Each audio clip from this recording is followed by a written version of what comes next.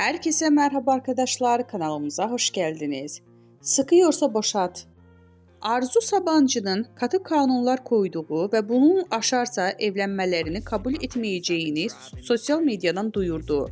Hande Erçel müstakbel kaynanasına öyle bir cevap geldi ki, ünlü oyuncu Sabancı'nın yaparsan oğlumla evlenemezsin, evlenmiş olsam bile boşatırım diye haber yolladığı ilk kanunu önceden çiğnediği hem de ardından sosyal medyada ilan etti.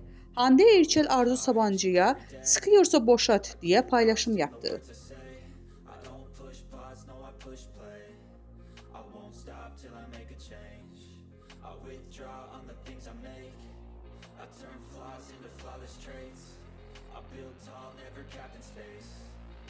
Stop till I hear him say